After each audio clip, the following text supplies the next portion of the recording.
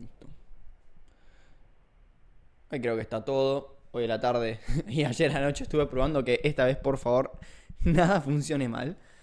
Así que bueno, voy a ir arrancando. Como siempre, hago una introducción a esto que hago desde creo que septiembre del año pasado.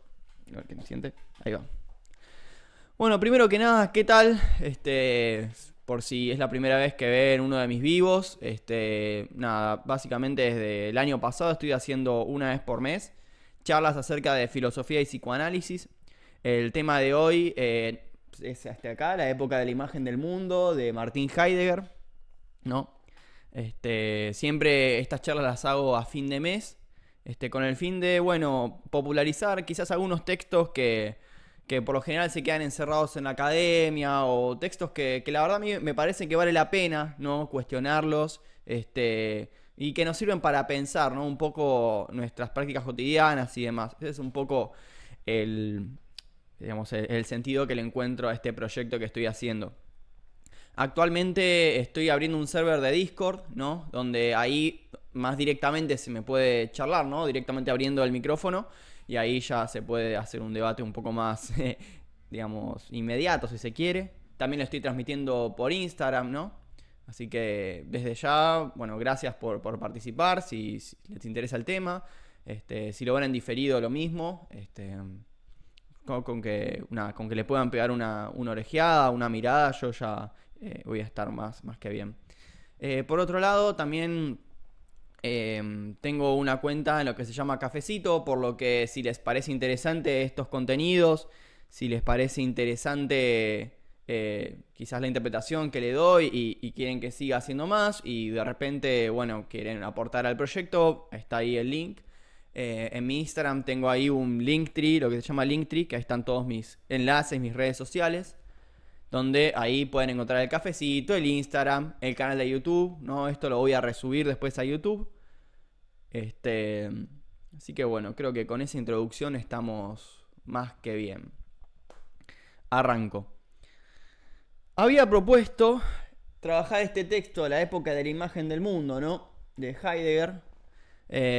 Quizás recordarán los que vienen siguiendo un poco este proyecto que el mes pasado hice otra charla del mismo autor, pero del texto La pregunta por la técnica, ¿no? Muy posterior, es de 1938, es una conferencia que dio Heidegger, Martin Heidegger en 1938, el anterior era de 1953, creo que era de 1953 y se publicó en 1954, pero por esa fecha anda, ¿no?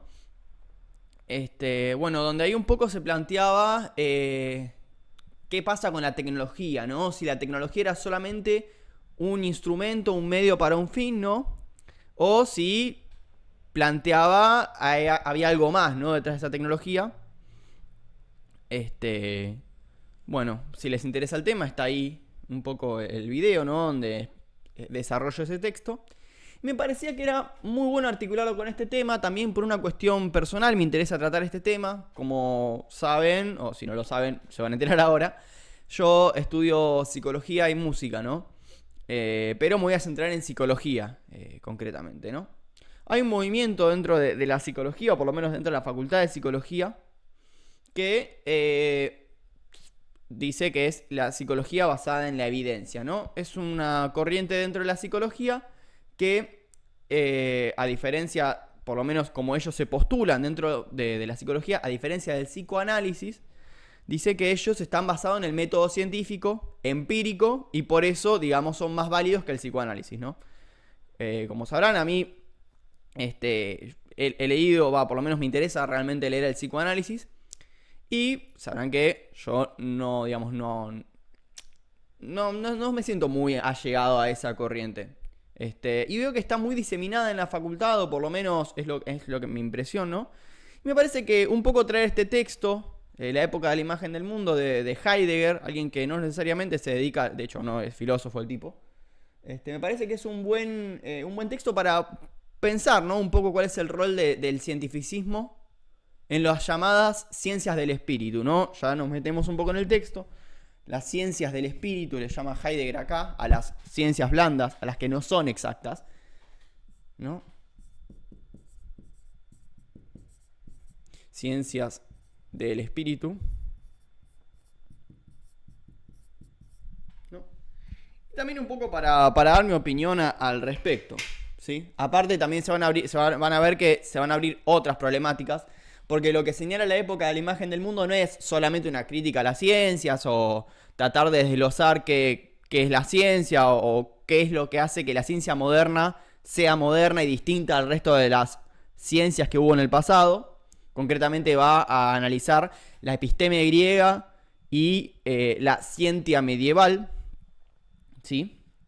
¿Qué es lo que la hace de diferente? Y concretamente que no necesariamente es mejor. O sea, no hay una... Eso, lo que señala es eso, que no es mejor que el resto y ya, chau, listo, se acabó la discusión, ¿no? Él va a analizar muchos otros fenómenos que pasan en las ciencias. Sin embargo, y acá nos metemos un poco más con la biografía de Heidegger, un poco lo que, no me acuerdo si lo dije o no la vez pasada, lo digo ahora.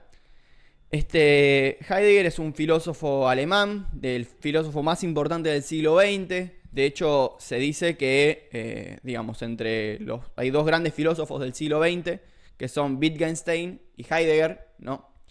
Donde más que nada los europeos y franceses, europeos, sí, hasta por ahí, porque Inglaterra y Estados Unidos tomó, por lo que entiendo, más a Wittgenstein. Ojo, a Wittgenstein no conozco nada.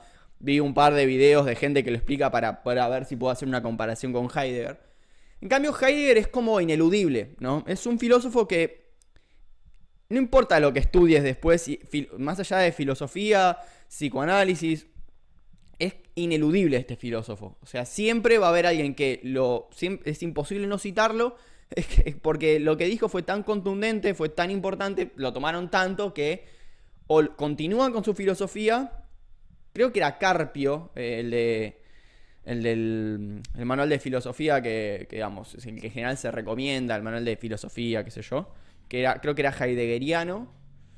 Y bueno, después tenés gente como Theodor Adorno, creo que era Theodor Adorno, que lo contrariaba. Bueno, en el canal tengo un video de Emmanuel Levinas y Derrida, son otros dos grandes lectores de Heidegger. Por un lado, Levinas, en su tesis doctoral, Totalidad de Infinito, es una crítica punto por punto al texto más importante de Heidegger, que es el Ser y Tiempo, ¿no? Y así, bueno, Lacan, tengo entendido que hasta por lo menos el Seminario 7 lo toma. Es realmente la influencia de Heidegger en el resto del pensamiento es, digamos, inconmensurable, ¿no? Es imposible eludirlo. Eso en primer lugar. Sin embargo, lo que también hay que decir de Heidegger es que fue un filósofo que estuvo afiliado al partido nazi, ¿no? Concretamente, él se afilió, acá tengo la fecha, en el 1933. Ahí asumió como rector en la Universidad de Friburgo.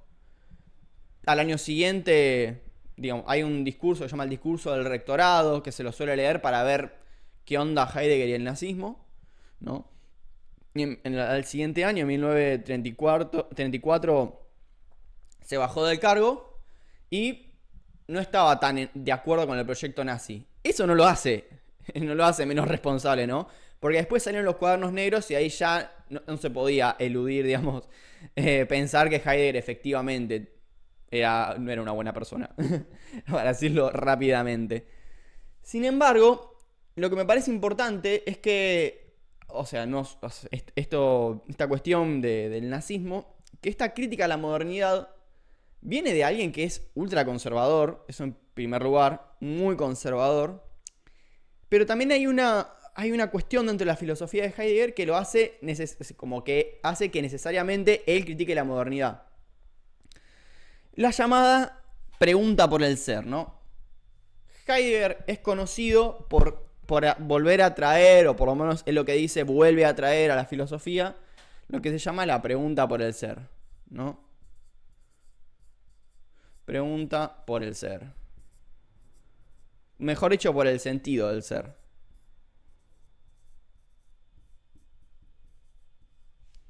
Sentido del ser. Básicamente, ¿qué significa que algo sea?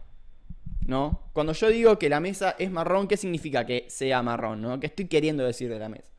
Bueno, eso lo va a desarrollar en un primer momento de su obra, que es donde se pregunta por el sentido del ser. Sin embargo, el texto a la época de la imagen del mundo, ¿no? Pertenece a la llamada Kere, perdón, no sé alemán, solamente voy a escribir Kere, porque no sé qué, o sea, sé qué significa, pero no sé cómo se pronuncia bien. La Kere.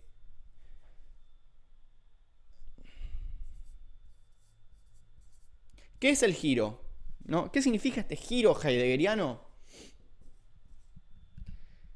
Que dejó de hacerse la pregunta por el sentido del ser y empezó a preguntarse qué pasó que antes para él había una estrecha relación con la pregunta por el ser y de repente se lo olvidó. Entonces él señala, por lo menos en otro texto que se llama el Parménides, otra conferencia que dio, que fue a partir de la traducción que se hizo de los términos griegos al latín, ¿no? Al latín. Este texto entiendo que es una antesala, ¿no?, a este giro, porque va a plantear otro escenario por el cual se olvidó el sentido del ser, que es la modernidad, la ciencia moderna, ¿no? Así que acá lo que vamos a ver es qué pasó que las personas, o no sé, el mundo no, porque acá tiene una definición concreta de qué es el mundo, qué pasó que se olvidó el sentido del ser, ¿no? Bien, y acá ya nos metemos con el texto. A ver si me funciona esto. Sí, me funciona excelente. Bien, lo dejamos por acá. Para los que les interesa, en Discord estoy transmitiendo también un fragmento. Voy a ir transmitiendo fragmentos del texto para poder ir yendo y viniendo de alguna cita, trabajar en el pizarrón y demás. Bueno, vamos. En realidad el texto arranca acá, ¿no? Este primer párrafo dice que lo dicen. Bueno, otra cuestión me olvidé de decir. Este texto, como dice bien acá, 1938, está en un libro que se llama Caminos de Bosque o Sendas Perdidas. Holzwege. Nada, es una conferencia que después se recopiló en otro libro que se llama Holzwege o Caminos de Bosque. Bien. Esa traducción es de Elena Cortés y Arturo Leite, la que tomé. Me pareció interesante. Igual, creo que la vez pasada me fui un poco, ¿no? Es como que me parece que fui un poco exagerado con el tema de los traductores, ¿no? Acá, o sea, me parece como que este PDF que encontré, por lo menos los términos griegos aparecen escritos, digamos, sin necesidad de ponerlo en las palabras griegas, ¿no? Por eso agarré este PDF, pero nada, la realidad es que bueno, pueden leer la traducción que quieran. Yo me agarro de esta, ¿no? Básicamente por ese motivo. Lástima que no aparecen al lado los términos en alemán, por lo cual capaz hay algunos términos que quizás no lo voy a poder abordar con tanta precisión, porque no sé alemán. Entonces me costaba un poco buscar a ver concretamente qué quiso decir. Capaz como en la pregunta por la técnica sí podía hacer un poco más eso, porque Francisco Soler sí ponía la palabra en alemán al lado. Pero bueno, arranquemos.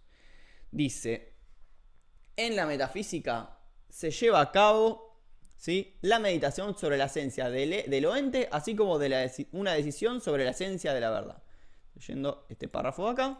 Está. Línea de acá, ¿no? ¿Qué quiere decir Heidegger con esta introducción, no?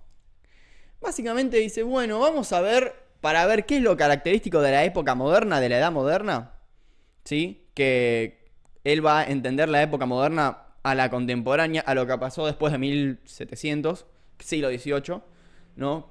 Para él, entiendo que no sé si hay una edad contemporánea, así como tal, ¿no? Bueno, ¿qué es lo que hace característico, no? Y dice, bueno, voy a plantear la pregunta a partir de la noción de metafísica.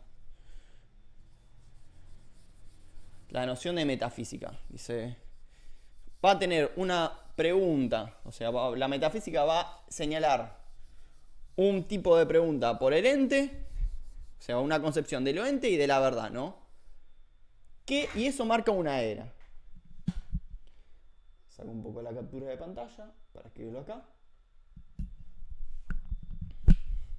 La metafísica la vamos a entender en este texto como una noción, ¿no? La noción que tiene una era, una época. De hecho, la palabra época en alemán es Zeit o Zeit, que también significa tiempo. O sea, el tiempo de la imagen del mundo en términos de la era, ¿no? O sea, bueno, datazo. Una noción que tiene una determinada época de lo ente y de la verdad. ¿No? La primera pregunta que se pueden hacer es: ¿qué carajo es lo ente? O sea, la verdad, bueno, más o menos me puedo guiar, pero lo ente como que... Bueno, Heidegger dice que lo ente es muy... De hecho, me parece muy preciso la palabra de Heidegger, porque ente remite a cualquier cosa que se le puede atribuir al verbo ser, ¿no? Por ejemplo, cualquier cosa entre comillas, que se le puede atribuir el verbo ser. Por ejemplo, si yo puedo decir que la mesa es marrón, listo, es un ente. Si puedo decir que la amistad es una relación entre dos personas, qué sé yo, o para Aristóteles la amistad es el vínculo más virtuoso entre dos humanos, ¿no? Listo, es un ente. Por lo cual, la palabra ente no es solo lo material, sino también lo metafísico. Metafísico, lo más allá de la fisis. Vamos a ver qué es la física igual, ¿no? Lo trabaja bastante Heidegger en este texto, ¿no? La concepción de la fisis, la física y demás, ¿no? Por lo cual, es mucho más abarcativo. No es solamente qué concepción tiene de las cosas y de la verdad. No, es mucho más global, ¿no? La pregunta, ¿no? Dice, bueno, vamos a trabajar, dice Heidegger, 5 fenómenos. ¿Cuáles son los 5 fenómenos que hacen característico a la época moderna, ¿no? Y dice que el primero, su ciencia. Lo escribo acá, por favor. Primer fenómeno, su ciencia. Punto, listo. Y no dice más nada por ahora. Porque claramente pues, todo el resto del texto va a ahondar en este concepto de la ¿cómo se llama esto? De la ciencia. Por el momento dice, pum, la ciencia, chau. El segundo fenómeno es la técnica moderna. La técnica mecanizada, perdón. Técnica mecanizada. Capaz voy a correr un poco la cámara de Instagram. Me parece que no estoy enfocando tanto. Ahí, mejor, ¿no? Bien. La técnica mecanizada. Acá dice, no es solamente una aplicación de la ciencia moderna, ¿sí? Es sino una transformación de los métodos técnicos anteriores. Bueno, esto lo trabaja mucho mejor, como quizás se pueden adelantar, en el texto que trabajé el mes pasado, que es la pregunta por la técnica.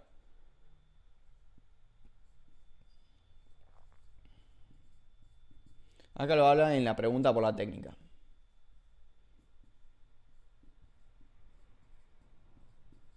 De 1953, vamos a ponerle. No me acuerdo si era 53 o 54. Ahí en el mes pasado van a tener bien la referencia exacta. Pero bueno, el punto es que esto, si les interesa, lo desarrolla mucho mejor en ese otro texto. Y acá solamente menciona 2 o 3 líneas. Bueno, el tercer fenómeno es el arte. El arte ahora va a ser entendido como una experiencia estética, dice, ¿no? Va a ser, dice acá, la obra de arte se convierte en un objeto de la vivencia, ¿no? Una expresión de la vida. El arte va a ser una experiencia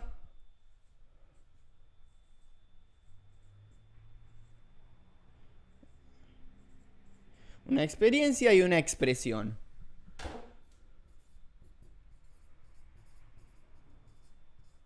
Una experiencia y una expresión, ¿no? ¿De quién? De lo humano. Y ustedes dirán, bueno, sí, o sea, hasta acá no me dijiste nada, ¿no? Pero es interesante notar que no siempre el arte, bueno, la ciencia, desde ya vamos a darnos cuenta que no, va a hacer una comparación entre la episteme griega y la ciencia medieval, ¿no? Pero vamos a ver también que el arte no siempre fue una expresión, una experiencia de lo humano. Creo que era en la época, en la obra de arte, en la época de su reproductibilidad técnica, o sea, nombre larguísimo si los hay. Benjamin hablaba de en un momento el arte como una expresión de como si un dios se te metiese en tu cuerpo y eso te inspiraba y escribía, por lo cual una relación con lo divino. Por lo menos yo, como dije, estudio música, ¿no? En música hay un concepto que se llama el tritono, el acorde de cuarta aumentado, de quinta disminuida. No me quiero meter realmente en el concepto de qué es un acorde disminuido. Simplemente decir que eso, en la época medieval, el tritono era considerado demoníaco.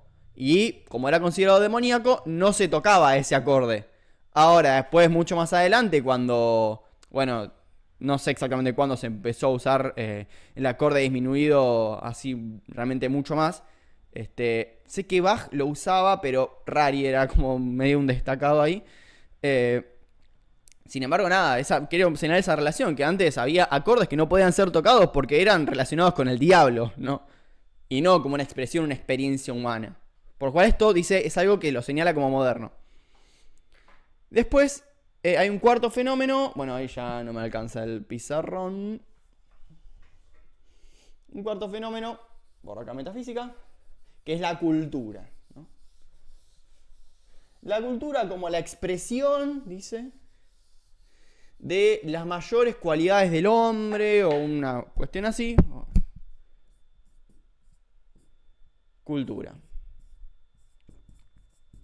Como una expresión también de las más finas, a ver cómo lo dice acá, de los supremos valores, ¿no? Los supremos valores del humano.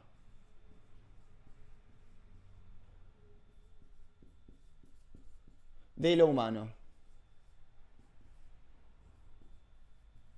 Entonces, la cultura también se puede pensar como, no sé, Shakespeare, poner ahí no, los supremos valores, a ver esos autores, no sé, la cultura como supremos valores, pero siempre fíjense que lo que remite en todo momento es lo humano. La ciencia todavía está en stand-by, ¿no? Ya no, en el siguiente párrafo, no, en 2 párrafos ya se mete. La técnica mecanizada, bueno, se la piensa como un hacer de lo humano, dice en la pregunta por la técnica, o, me quedo medio mal esa A, o un medio para un fin, pero siempre remitido a un humano, ¿no? Siempre la remisión a un humano. El arte, experiencia, expresión de lo humano, y la cultura, supremos valores de lo humano. Y el quinto fenómeno es la desdivinización o pérdida de los dioses, dice. La desdivinización.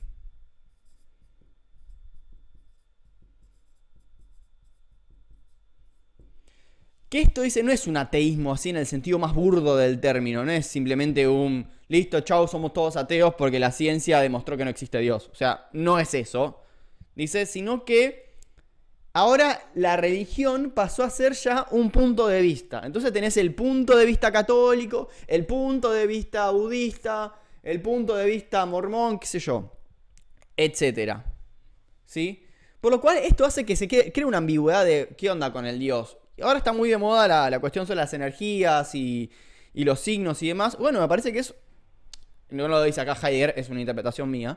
Me parece que tiene que ver con la desdivinización esto. La desdivinización en la época moderna, ¿no? Que, bueno, desde el punto de vista de los signos, bueno, según cómo se configuraron los astros, es tu personalidad. Después están la terapia de respuesta espiritual, que te comunicas con un dios, qué sé yo, pero siempre es de un punto de vista. No es como en la medieval, que era Dios, o en la época del medieval, ¿no? Que tenías a Dios y bueno, y eso era casi como irrefutable y a partir de ahí se generaba un montón de razonamientos, ¿no?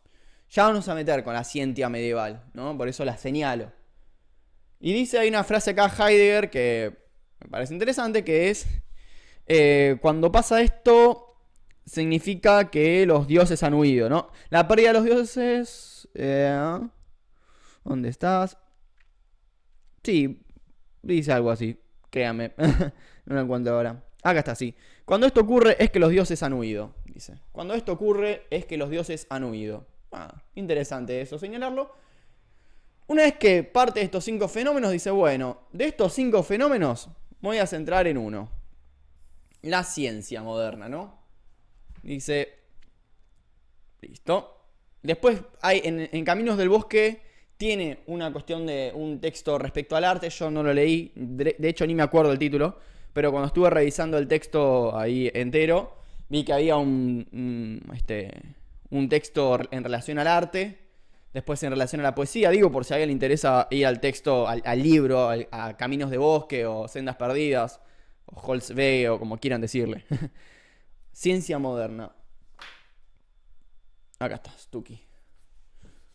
Vamos con la ciencia moderna.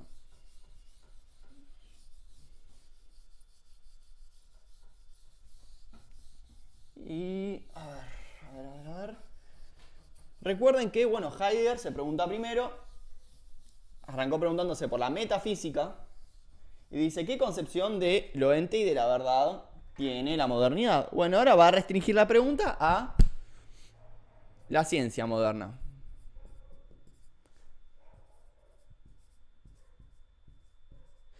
¿Cuál es la esencia de la ciencia moderna, no? Qué feo que me salió la M. ¿Cuál es la esencia? Dice, bueno, vamos a partir de la investigación.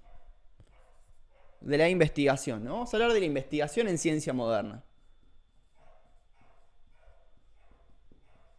Otra cuestión que me olvidé de decir, que si bien dije que esto es una conferencia que después se transcribió, esta conferencia fue dada a personas que no eran necesariamente filósofos. De hecho, fue una conferencia dada a científicos, por lo cual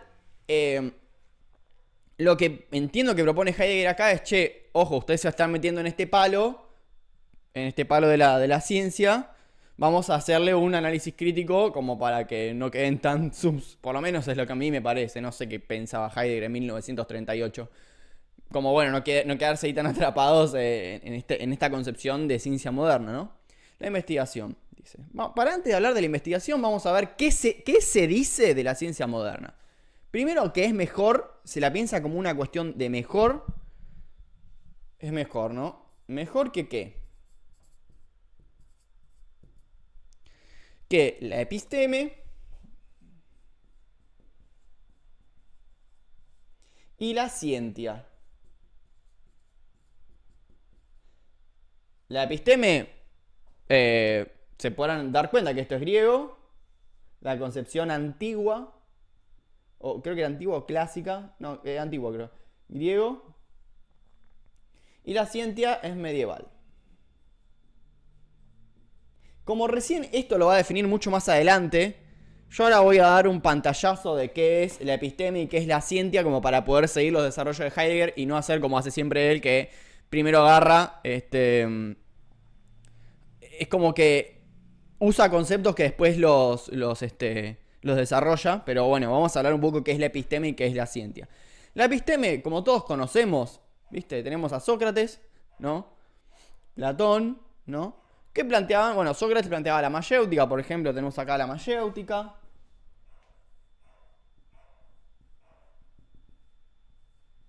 Que de hecho es una pregunta que me hago, como yo arranqué hablando, ¿no? De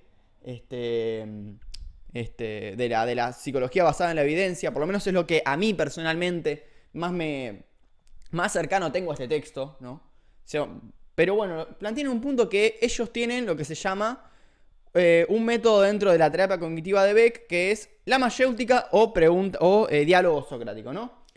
En mi opinión no es tan así, y en este texto voy a explicar por qué para mí no es tan así, ¿no? Mayéutica. ¿Qué es la mayéutica? ¿No? Dar a luz, ¿no? El famoso dar a luz. El conocimiento, ¿no? Pero hay algo más en la mayéutica y en la noción griega de episteme, ¿no? A diferencia de la episteme, se diferencia de la pura doxa, que es la pura opinión. Sí, está todo muy lindo, bien. Ahora, en la mayéutica y en la episteme griega, lo que se señala en general, esto si les interesa, tengo un video al respecto que es de la ética del cuidado de sí en la cultura griega, leída por Foucault, que es que para llegar a la verdad para los griegos, ¿sí? Al contrario de como se suele pensar, quizás, por lo menos, insisto, de la lectura que hacen de las ciencias en psicología, ¿no? Que no es que hay que evadir al sujeto, Hay que tratar de eliminarlo para llegar a una objetividad. Sino que, al contrario, lo que hay que hacer en la mayéutica es hacer una transformación subjetiva para acceder a la verdad, ¿no? Esto se va a ver mejor cuando hablemos de la empeireia, ¿no? De la empiria aristotélica. Pero hay una transformación subjetiva, dicho de otro modo. Los griegos piensan que hay una verdad afuera, pero que se puede acceder siempre y cuando se haga una transformación subjetiva para poder acceder a ella. Además, dicen que el saber ya está dentro del sujeto, ¿no? En la intuición. Creo que era Noein que le dicen, pero no quiero pifiarle. Me parece que era la Noein, pero hay una intuición. Que para ellos la intuición es el rasgo más elevado de la sabiduría. O sea, cuando vos te das cuenta de algo y ya podés acceder a su verdad, eso es como mucho más elevado, que es muy distinto a la ciencia moderna, donde la intuición se la puede pensar como un sesgo, ¿no? Un sesgo subjetivo, ¿no? Para ellos la intuición es algo de un carácter muy valioso, ¿no? Eso por un lado, ¿no? Si les interesa el tema de la mayéutica, donde realmente para mí se ve mejor, es en el texto Primera Alcibíades de Platón. ¿Qué onda con la ciencia medieval? Bien. Como dije anteriormente, había un dios creador para los medievales, para el medioevo, un dios creador. Dios creador. Que creó a todos los entes, ¿no? El tipo, pum, creó todos los entes. Por lo cual, para entender qué es la verdad, qué noción tenían de verdad es, vamos a leer la Biblia, vamos a tratar de interpretar la palabra del Señor, ¿no? Y a partir de ahí podemos acceder a la verdad. Por lo cual era mucho más argumentativo, pasaba por un argumentum. De hecho, vamos a ver que se llama argumentum ex verbo, el método. Pero bueno, nada, en principio, estas dos, para más o menos señalar rápidamente con qué nos estamos refiriendo, se dice que la ciencia moderna es mejor que estas dos porque es más exacta. Porque acá en la ciencia moderna tenemos el cálculo matemático, tenemos cálculo más exacto, pero dice Heidegger, no, o sea, no nos confundamos. Pasa que había dos concepciones muy distintas de verdad para la episteme y la ciencia, que hace que no, de hecho, no necesitaban cálculos para poder llegar a la verdad. Para los griegos era hacer una transformación subjetiva y para ellos era leer la palabra del Señor. O sea, por lo cual la noción de cálculo como algo mejor se la puede pensar como una interpretación moderna. Se la puede pensar como que es, hasta podría decirlo, un sesgo moderno. Pensar que por tener un cálculo, una exactitud, hace que sea mejor. Y esto solamente se señala, voy a poner el textito acá. Espérenme que lo busco. Acá estás, la noción de progreso. Bien. Dice que esto es la noción de progreso, ¿no?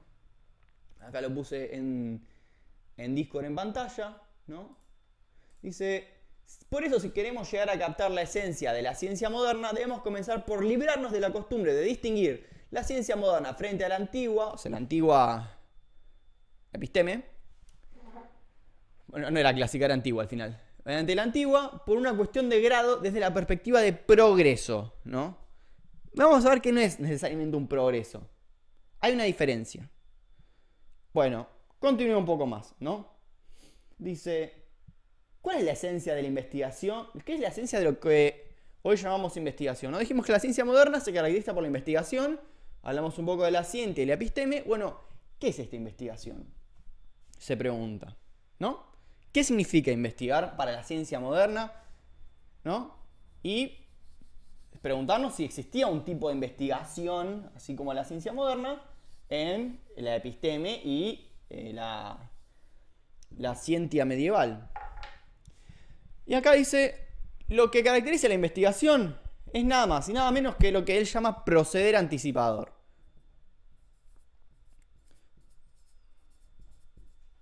Digo él, o sea, es la traducción, ¿no? Claramente.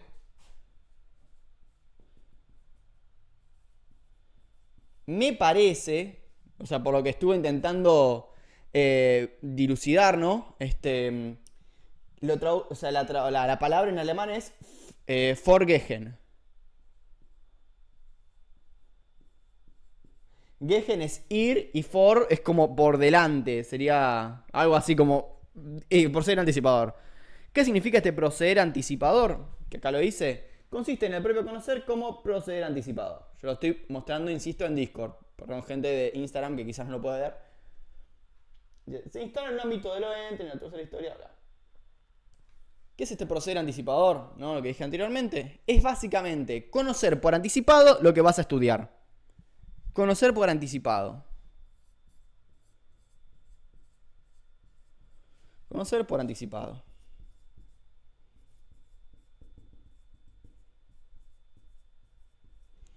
¿Cómo se da este conocer por anticipado? Dice, bueno, voy a centrarme primeramente, ¿no?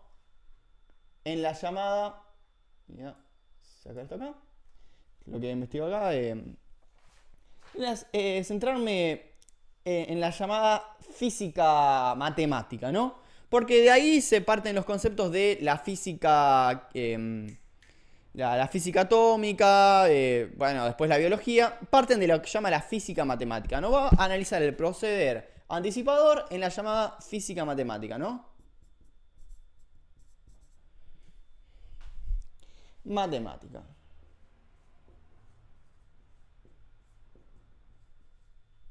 ¿Qué es lo que hace que la física sea matemática, no? Y acá volvemos con el tema de la exactitud, ¿no? Lo que hemos dicho anteriormente, que pensamos que la episteme y la ciencia son menos exactas que la ciencia moderna y por lo tanto peores. Bueno, ¿qué hace que la física moderna sea más exacta?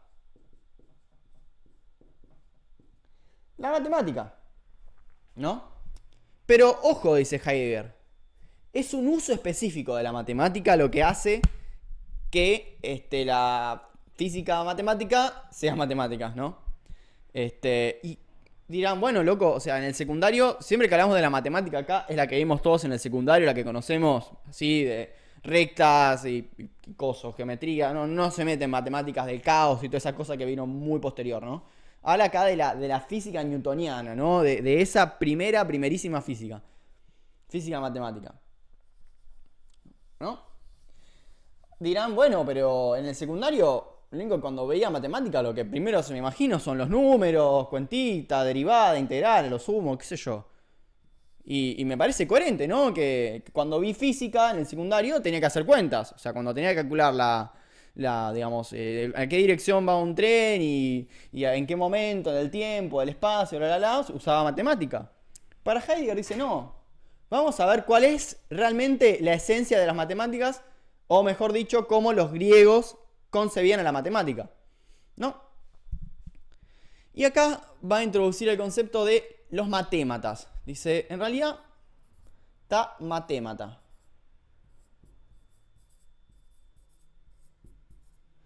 Si les interesa en griego, se escribe así.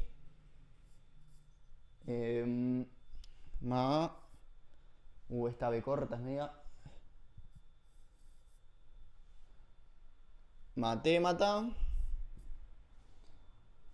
Bien. Espero que se entienda la letra griega. El matémata. ¿Qué son los matématas? Justamente, conocer por anticipado. Dice, es conocer, ya darte cuenta, a ver si lo puedo encontrar acá la palabra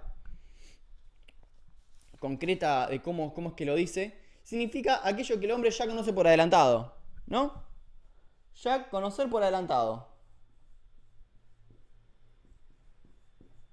Adelantado. No, dice básicamente, bueno, cuando ves una manzana te das cuenta que tiene forma de manzana, entonces ya rápidamente te das cuenta de la forma de la manzana, lo que tiene los cuerpos de los cuerpos, ¿no? Y eso es, digamos, eso es la matémata, ¿no? Sin embargo, cuando vos ves un número, por ejemplo, habla de la triplicidad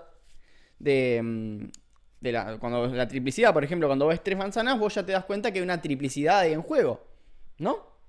Ahora, por eso se reservó la matemática tocante a los números, que de hecho números no es matema o bla, sino que número significa aritmos. Número en griego es aritmos. que quedó ahora, pensar que la matemática es lo tocante a los números solamente, ya es sesgar todo lo otro que tiene la matemática. De hecho, yo cuando dije, che, a ver si esto es cierto, y me puse a googlear, ¿no? Insisto, yo no soy un experto en Aristóteles, nada. Heidegger constantemente está citando a Aristóteles, pero se introducía como matémata a la música, por ejemplo. Estaba la música, la filosofía, y no me acuerdo, había dos más que eran los cuatro matématas que para Aristóteles eran los más virtuosos. Pero no necesariamente, o sea, la geometría también estaba, pero era uno más, digo. Ahora, lo que hizo la ciencia moderna, concretamente con la física newtoniana, es centrarse en la matemática en lo tocante a los números. Y de hecho, hoy por hoy nos llegó esa concepción. De vos pensás matemática, no pensás en conocer por adelantado una manzana, ¿no? Para los griegos, para también citar una diferencia. Es simplemente lo tocante a los números, para la ciencia moderna.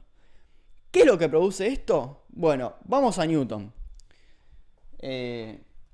A la física newtoniana, ¿no?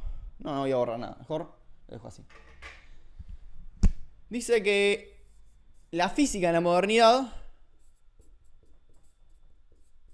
se presentaba en forma corpórea, digo, es inmediatamente cuando pensamos en física, algo físico es lo corpóreo. ¿Qué es lo físico? Y esto, la mesa, el pizarrón, lo físico, ¿no? Digamos que es muy distinta a la concepción de physis de griego, que si les interesa, esa sí la trabajé en la pregunta por la técnica, ¿no? Que physis para los griegos era algo con vida. La physis era la naturaleza en tanto vida, que poéticamente producía una flor, una planta, un animalito. Acá lo físico se restringe a lo corporal, por lo cual hay una otra interpretación más moderna, ¿no? Fíjense los sesgos que tiene la modernidad, que esto no quiere decir que sean errados, ¿no? Quiero que quede claro eso, no es que sea errada la física moderna, simplemente que no hay que pensarla como algo mejor, porque fíjate todos los sesgos que tiene, que esto hace que se piense de esta manera, porque tenés que por lo menos haber entendido la matemática en lo tocante con los números, y en segundo lugar, entender la física como lo corpóreo, ¿no? Lo corpóreo. Que no es la física moderna, no le interesa tanto el cuerpo en términos biológicos, que después vamos a hablar un poco de la biología, poquito, pero sí lo concreto. Entonces, ¿qué es lo que usa la matemática? ¿Para qué la usa? Para conocer por adelantado.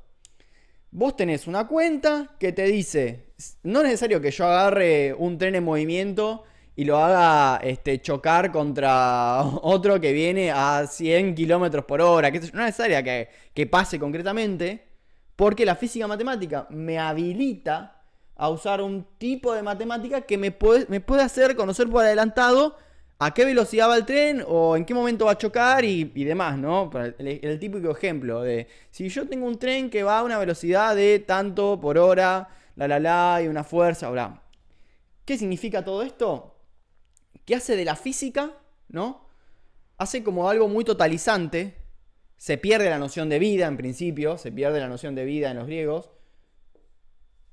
Pierde vida. Pierde la noción de vida. Y se ciñe la física, bueno, calcular fuerza, ¿no? La velocidad. Y es muy interesante esto que dice que el tiempo es igual en todos lados, el espacio lo mismo. Esto, digamos, como que se empezó a decir, bueno, es todo más o menos lo mismo. Por lo menos lo que dice Heidegger, la interpretación que hace de la física newtoniana. No importa el momento en la época. Vos sabés que un tren dentro de este paradigma que va a 100 kilómetros por hora, puedes calcular el tiempo en el cual va a chocar, ¿no? Y el tiempo no importa si fue hace 10 años, si fue ayer o si va a ser dentro de 4 días, ¿no? El tiempo es lo mismo, el espacio es lo mismo, cualquier distancia va a ser igual. La masa de los cuerpos importa el número, ¿no? Entonces se hace esta interpretación. Ahora bien, fíjense que la matemática aplicada nos permite anticipar, como dije, no es necesario que tenga un tren que vaya en movimiento para poder deducir todos estos cálculos, ¿no? Simplemente hace falta hacer una cuenta matemática, que yo no soy físico, de hecho me olvidé bastantes cosas de física, como para poder decirle, bueno, cuál es la cuenta, ¿no? Perdón. Pero bueno, Eso es conocer por adelantado. Por lo cual, que sea exacto hace una necesidad que es por el tipo de relación que tiene la física con lo ente, ¿no? Con el mundo. La relación que se tiene es exacta. Pero no porque sea mejor o porque usamos matemáticas, no, porque si vos planteás que la física se puede conocer por anticipado mediante las matemáticas y reducís todo esto a números, necesariamente vas a tener que relacionarte de manera exacta, ¿no? Es una necesidad. Necesidad de exactitud. No es una necesidad de exactitud esto. Por lo cual, acá también decir, che, pero el hecho de que sea más exacta es mejor que las anteriores, ya a mí por lo menos me empieza a tambalear un poco la idea de que por ser exacto lo hace mejor. Y acá se mete con el tema del rigor. No, la física o la ciencia moderna es más rigurosa porque tenemos exactamente, podemos calcular, a diferencia de la episteme griega, que digamos es una transformación subjetiva, o la ciencia medieval, que es una interpretación de la Biblia, o sea, interpretar la Biblia, podemos calcular realmente ahí, ¿no? Concretamente qué es lo que está pasando, ¿no? Teniendo en cuenta todas estas salvedades que se las dan por naturales. Ahí dice, bueno, nos metemos con el tema del rigor.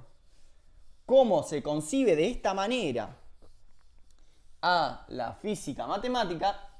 Para que haya rigurosidad es necesario que haya exactitud. Pero no es que la exactitud le da rigurosidad, sino que el hecho de que se relacione de manera exacta, como se relaciona de manera exacta,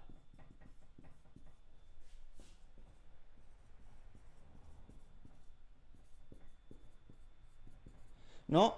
Esto le da exactitud. Esto hace que el modo, para que sea riguroso, tiene que ser exacto.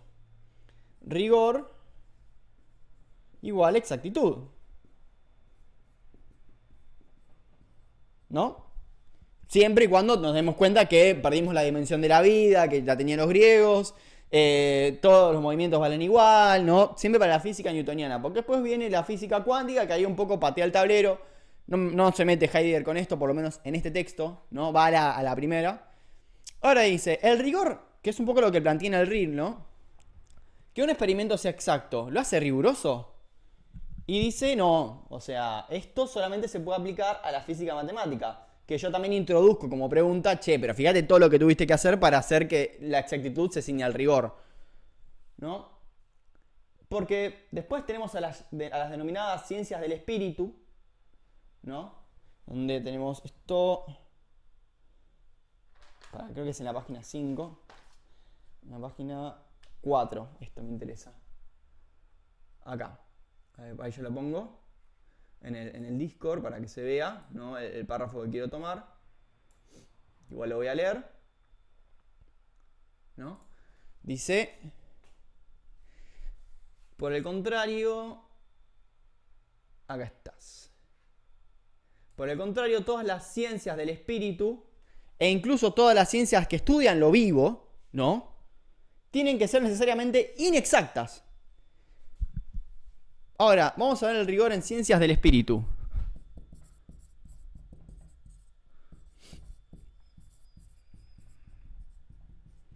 Como el espíritu se entiende lo vivo, ¿no? Como tenés que captar la dimensión de la vida, no podés ceñir a la exactitud lo vivo, ¿no? Porque, como dice acá, para que sea rigurosa, no es necesario o sea, no tenés que tener exactitud.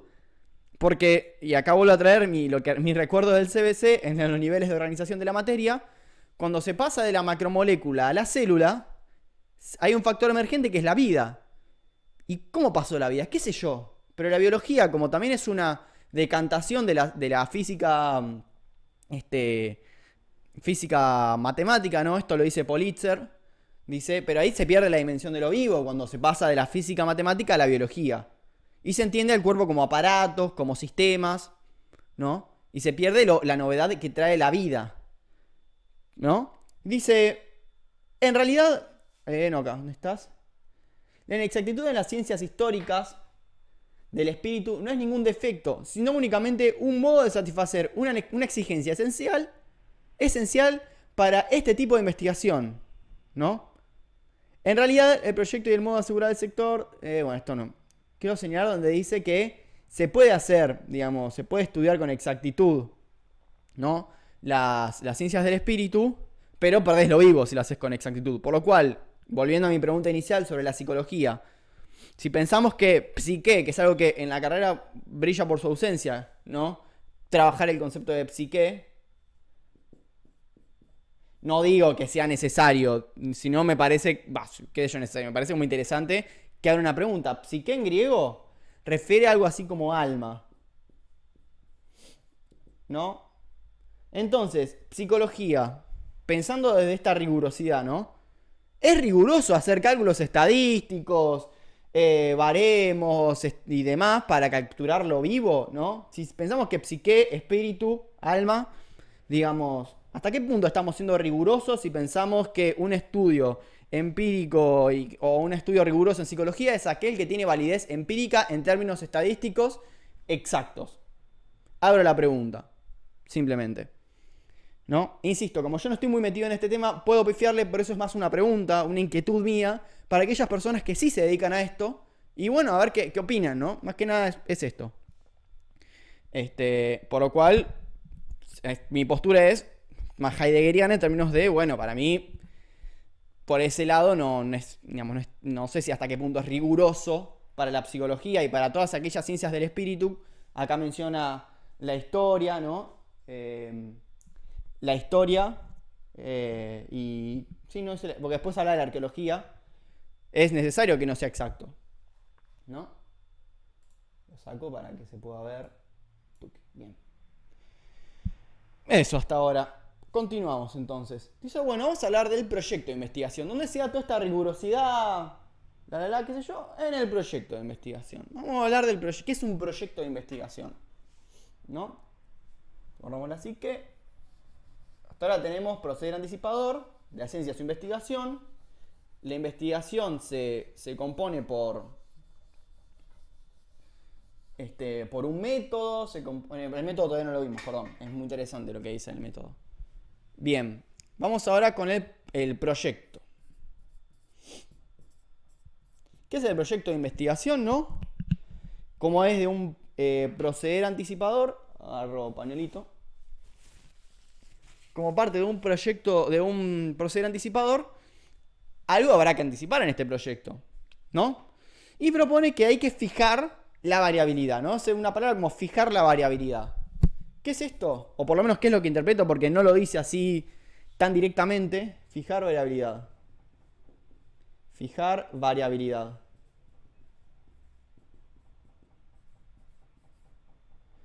Decís, en el proyecto yo planteo la hipótesis de que tengo una variable independiente que va a incidir en la variable dependiente. Y esto lo voy a llamar hipótesis. Esta es mi hipótesis.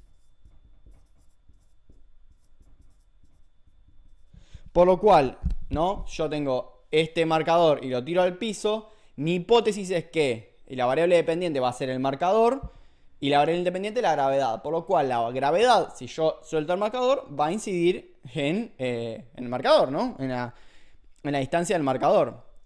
Por eso se quiere decir fijar la variabilidad. ¿Y cómo lo hace? Mediante una ley. Dice, intenta hipotetizar sobre una ley.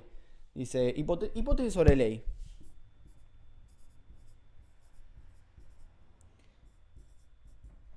Sobre una ley. Por lo cual, primero tenés que pensar en que hay una ley anticipadamente. No voy a poner acá proceder anticipador, el Vergehen. De vuelta.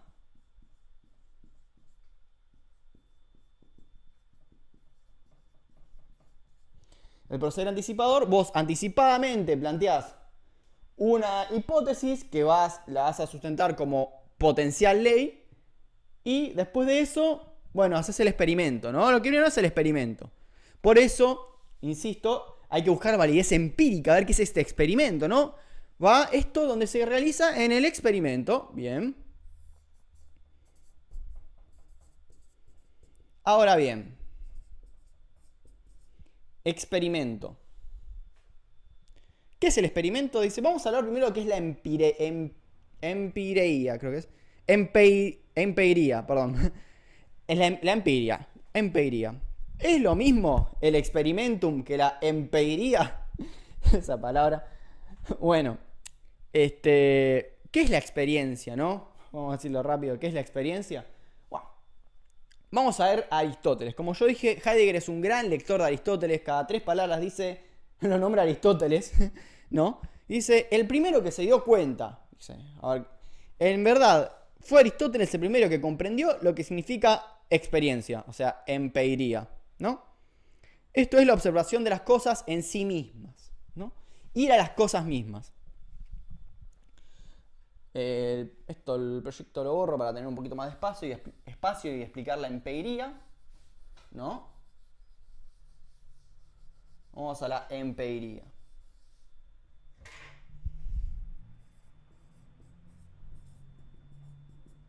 Entonces, esto es para Aristóteles.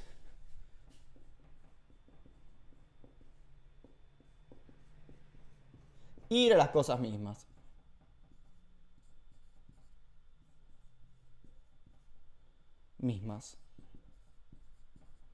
Es decir, vos tenés, si yo por ejemplo quiero experimentar el marcador, ¿no? Ah, bueno, gracias. Pasa que también llegaste un toque medio avanzado en la clase. Vamos a hablar de la empeiría aristotélica, ¿no? Ir a las cosas mismas. Si yo quiero estudiar este marcador, ¿qué hago? Lo pongo ahí para los griegos, ¿no? Y lo empiezo a ver, lo estoy apoyando en la mesa, ¿no? Y lo empiezo a ver en su naturaleza, mejor acá sí se ve. Lo veo en su naturaleza, a ver cómo transcurre, ¿no? Y como dije anteriormente, lo que voy a hacer es tratar de cambiar mi subjetividad para acceder a la verdad que se me muestra en este marcador. Esto es la empeiría para los griegos. Ahora, esto tiene que ver con el experimentum, ¿sí? Y dice, no, o sea, la verdad que no. Porque el experimento, ya fíjense que supone una ley, pone de base una ley, que va a ser contrastada, primero pasa, y no es simplemente como deliberadamente a ver, como irse a la experiencia a ver qué pasa con este marcador, ¿no? De hecho, acá cito una frase de Newton. Dice, para Newton, la hipótesis non finjo, creo que es. Hipótesis non finjo.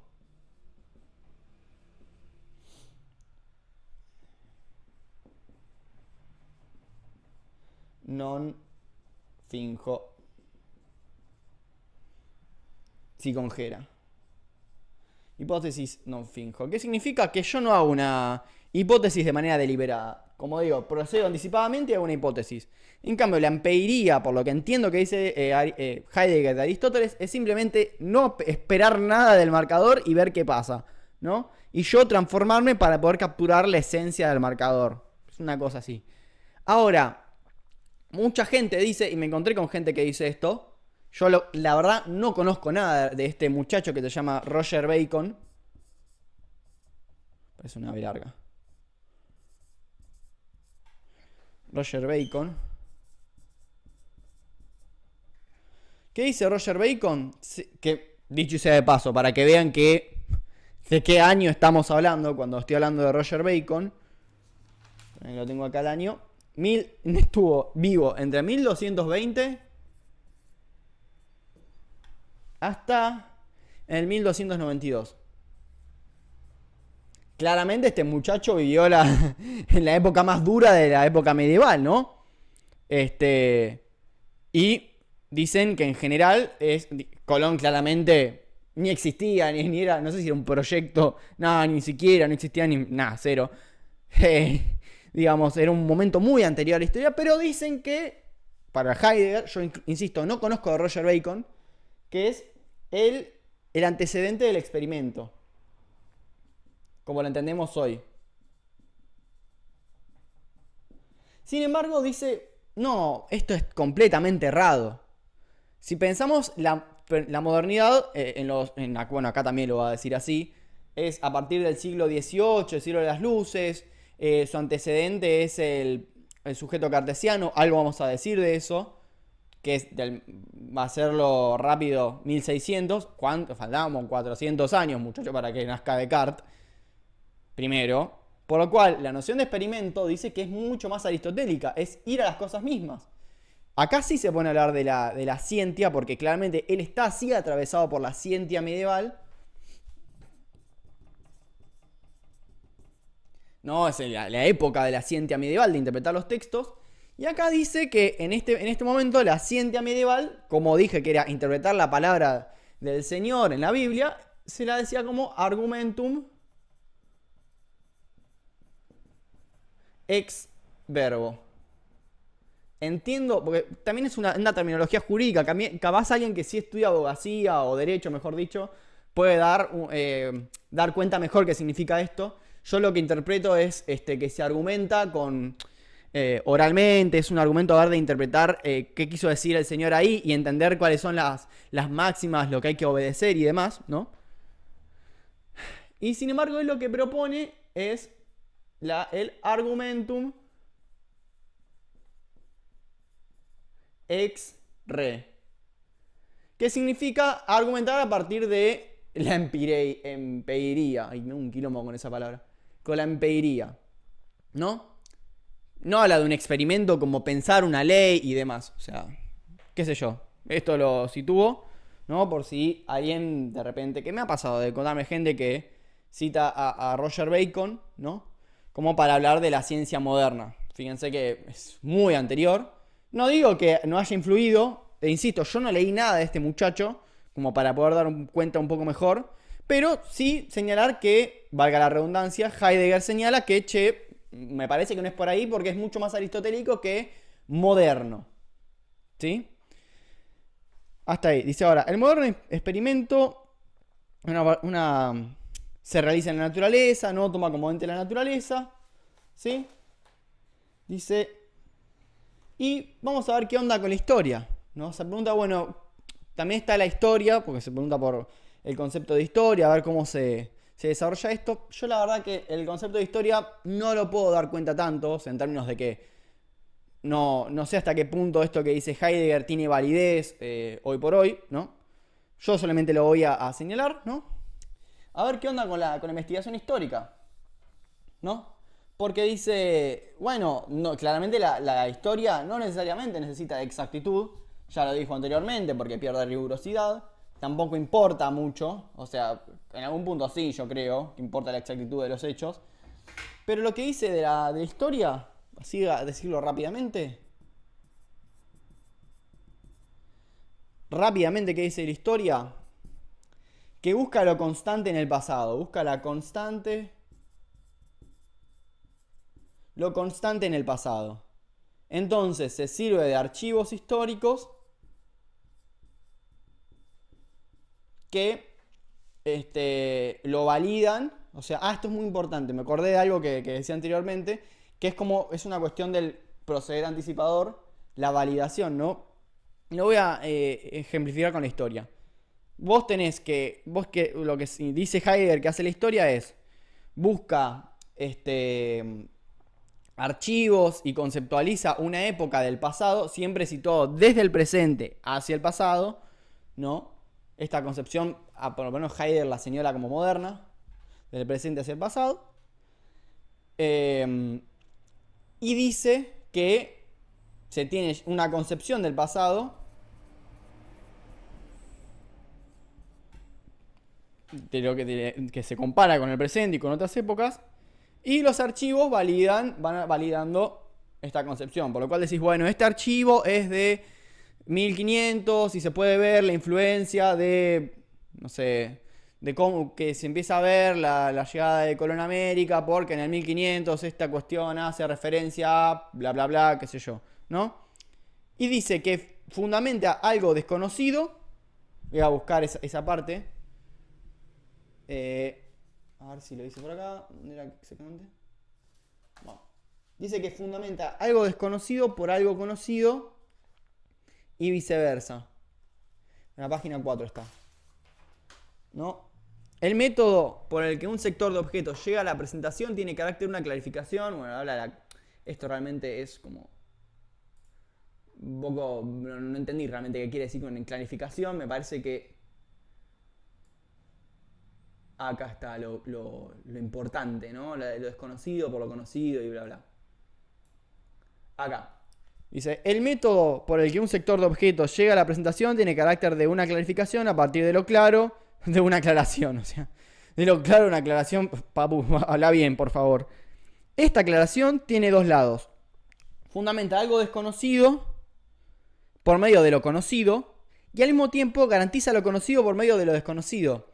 Vos ya tenés una concepción del pasado, ¿no? Te lo voy a correr un poco. A ver si lo pongo por acá. Bien. Lo hago chiquito. Espero que se lea, ¿no? Vos ya tenés una concepción del pasado, ¿no? Anticipada. La validás con los archivos desconocidos, porque vos desconocés. Ahora, cuando esto desconocido te valida lo ya conocido, porque bueno, como es medio tautológico, como esto dice, como en 1500 se decía que la llegada de Colón era más, se la pensaba como una llegada al Asia, qué sé yo.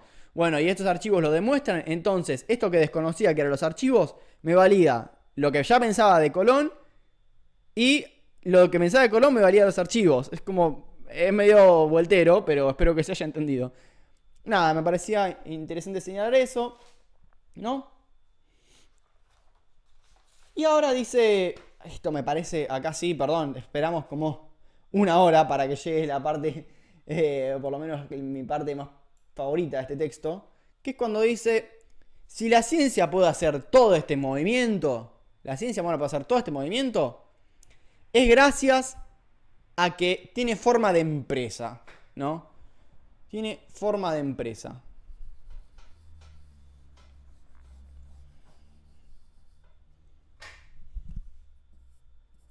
Empresa.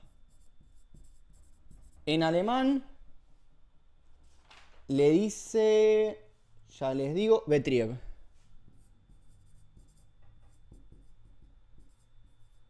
Y acá ya tienen que empezar a hacer ruido, ¿no? Yo un poco lo había planteado en el texto sobre Byung-Chul Han, que una de mis grandes preguntas o que mis grandes intereses es ¿cuál es la relación entre ciencia y capitalismo? Bueno, capaz la noción de empresa nos puede señalar algo. Aunque él dice, en una nota al pie de cuando dice empresa, che, no es un sentido peyorativo. O sea, no estoy queriendo decir que tenga algo malo, no, sino que la forma de organizarse, la ciencia moderna es empresarial. Entiéndase la empresa como emprender.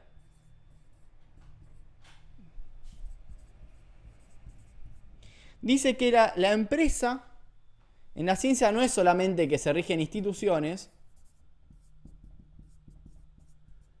O sea, no es porque se hacen instituciones. Los griegos no necesitaban una institución, un laboratorio para hacer su filosofía, ni mucho menos los medievales necesitaban un laboratorio para interpretar la palabra del Señor. O sea, esto es bien moderno, las instituciones. Bien. Ahora, es al revés. Es una necesidad de esta ciencia moderna que, por su proceder anticipador, por su modo de relacionarse con la naturaleza de manera exacta, hace que se generen instituciones. Que las instituciones, ¿sí? Dice, no importa. Ordenan. Lo que ordenan son los resultados, ¿no? Cerrados en sí mismos, dice. Son tan cerradas en sí mismas porque anticipadamente van a los resultados, pero no los acumulan. Dice, los reorganizan para... Resultados los reorganiza. Los reorganiza para después volver a proceder anticipadamente. Vos de vuelta con algo que desconocés, ya tenés los resultados, partís de esos resultados y vas a lo desconocido. Siempre partís de algo conocido para ir a lo desconocido, ¿sí? A ver, esto, insisto, no es algo que me parece mal de por sí. Yo no quiero hacer ningún juicio de valor. Otra cuestión, yo no quiero decir que la ciencia moderna es lo peor que le pasó en el mundo al humano. No. Simplemente lo que me interesa señalar es que la dimensión de progreso no nos sirve para pensar qué diferencia hay entre la ciencia moderna y el resto de las ciencias, ¿no? Se reorganiza. Y dice, también distribuye, y acá donde me parece más importante todavía, distribuye las fuerzas de trabajo.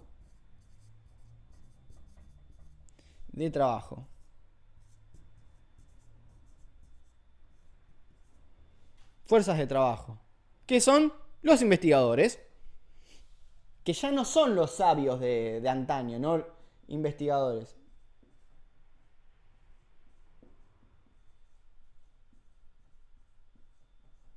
Los investigadores.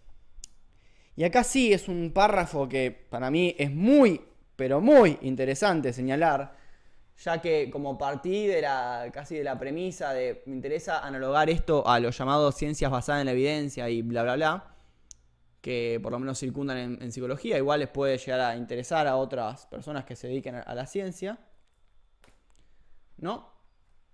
Esperen que busque el párrafo. Ay, acá estás. Aquí está. Por eso una investigación, acá lo encontré. Todo este párrafo.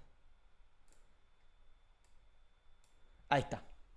Por eso una investigación histórica arqueológica llevada a cabo de manera institucional está esencialmente más próxima a una investigación de la física correspondientemente organizada que una disciplina cualquiera de su propia facultad de ciencia del espíritu. Por lo que, ¿qué está diciendo acá? Si vos te cenís en los resultados y te haces una empresa de ciencias como la historia, la arqueología, como dije anteriormente, te pareces más a la física que a tu propia ciencia, por lo cual perdés rigurosidad. Con la psicología me parece que pasa un poco esto, ¿no? Me parece, insisto. Pero acá dice algo más todavía. Por eso, el decisivo despliegue del moderno carácter de empresa de la ciencia acuña otro tipo de hombres. Desaparece el sabio. Lo sustituye el investigador, que trabaja en algún proyecto de investigación. Son estos proyectos, y no el cuidado de un tipo de erudición, lo que les proporcionan a su trabajo un carácter riguroso. El investigador ya no necesita disponer de una biblioteca en su casa. Además, está todo el tiempo de viaje. Para mí, como wow, es muy actual esto. Todo el tiempo de viaje. Se informa en los congresos y toma acuerdos en sesiones de trabajo. Se vincula a contratos editoriales, pues ahora son los editores los que deciden qué libros hay que escribir. Si esto ya no les parece una crítica, me parece muy bien fundamentada, a mi entender, de ahí ya me parece que dice, ¿ves por qué no es tan mejor, no? Tengan en cuenta que esto es un congreso que le dan a investigadores, por lo cual te está diciendo, sos un laburante más, ya no, o sea, no es necesario que seas un erudito ni un experto, no sé, sí, expertos, sí, ahora vamos a ver por qué, sino que tus libros dependen de una editorial que encima en esta nota al pie, que vamos ya mismo a revisarla. Bueno, no quería revisarla, así que voy a revisarla en breve.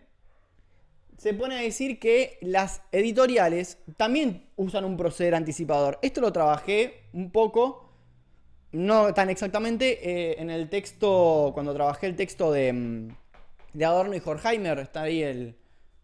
Ay, Dios santo. ¿Qué es esto? Volver a la época de imagen del mundo. Chau, ahí está. Bien. Esto lo trabajé mejor en el texto de Adorno y Horkheimer, ¿no? De la industria cultural. Cómo es que a veces la industria cultural usa cálculos estadísticos y se generan medios culturales para bueno, hacer los llamados mass media.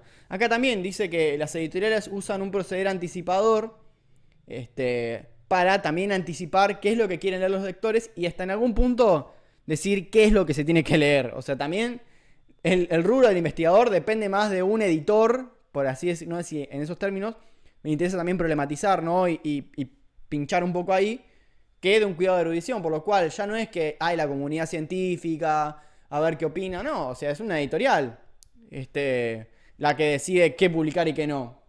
Después sí, va a haber una comunidad científica y después puede ser que los investigadores no sean todos así, pero en el ejercicio de la investigación tenés que subsumirte estas reglas que dice que va a tener un problema más, ¿no? Bueno, habla después de las universidades, como esa intención de capturar todas las dimensiones, de esa bifurcación de la ciencia, porque habla de la especialización en las ciencias, ¿sí? De que ya, por ejemplo, sí, tenés incluso dentro de la psicología hay un montón de ramas y dentro de esas ramas hay subespecificaciones, entonces se traduce en gente haciendo doctorados, ¿no? Investigadores haciendo doctorados en esa cuestión específica y en la filosofía pasa lo mismo, o sea, dice, no, yo no estudio, me dedico a estudiar el concepto de cuerpo en Descartes, cualquier cosa, ¿no?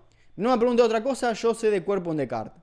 Esto no quiere decir que necesariamente no sepa, sino que se especificó ese modus operandi de la ciencia lleva a la especialidad, a especializarse, ¿no? Voy a borrar, no, voy a dejar todo, ¿no? No, si mejor borro esto. Y pongo esta cuestión de la empresa lleva a las especializaciones. Y acá sí me parece que vuelve a darle un palazo, porque piensen que esto, insisto, los está hablando investigadores.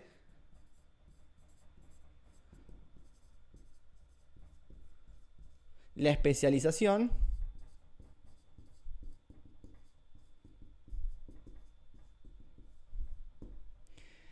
¿Qué es lo que le hace la especialización a los investigadores? ¿No? Está en la página 8.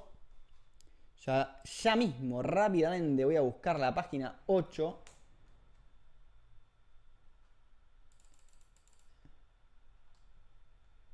Acá está este primer parrafito, ¿no? Dice lo siguiente.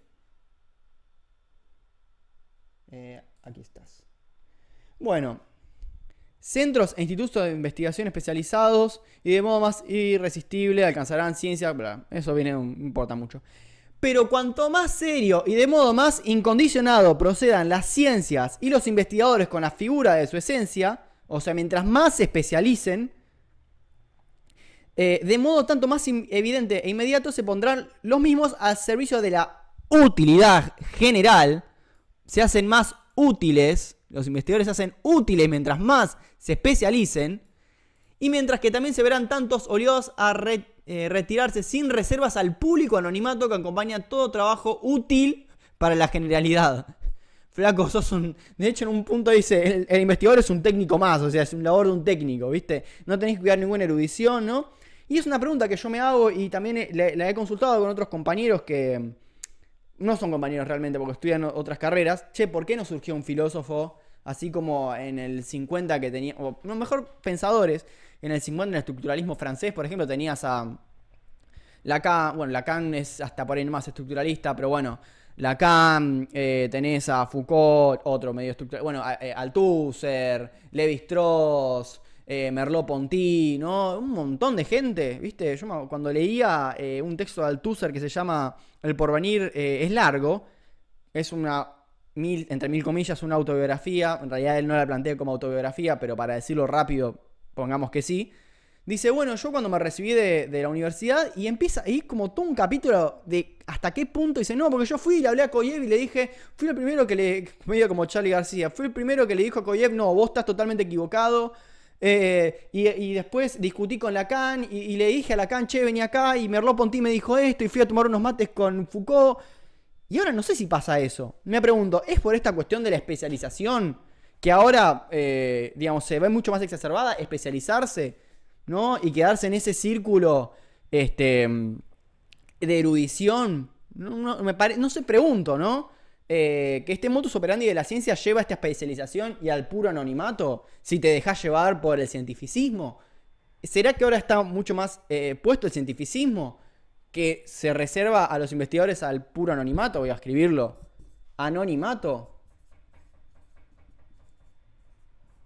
No sé, pregunto, ¿no? Porque es un tema que realmente me interesa. ¿Por qué no hay filósofos como antes? O sea, dicen, no, capaz el tiempo pasa que estamos en un momento histórico que no lo permite. Bueno, este momento histórico tiene que ver con esto, con la full especialización.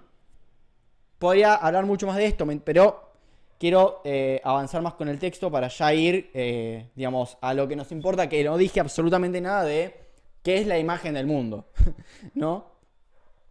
Dice, bueno, hace un mini resumen en el siguiente párrafo y dice, bueno, todo muy lindo, pero al final no lee nada de la imagen del mundo, ¿no? Todo esto arrancó porque yo me pregunté, ¿qué es la imagen del mundo? Dice Heidegger. No, me pregunté sobre la metafísica.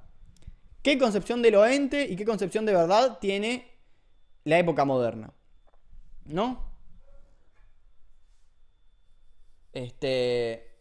Por lo cual ya después de haber hecho este recorrido, podemos hablar un poco de bueno, la concepción que tiene lo ente y de verdad. Y usa un concepto que se llama Vorstellung, que significa representación. Digo, es un concepto que en la filosofía se usó bastante. Ahora volvemos a la metafísica. Dice, voy a trabajar el concepto de representación.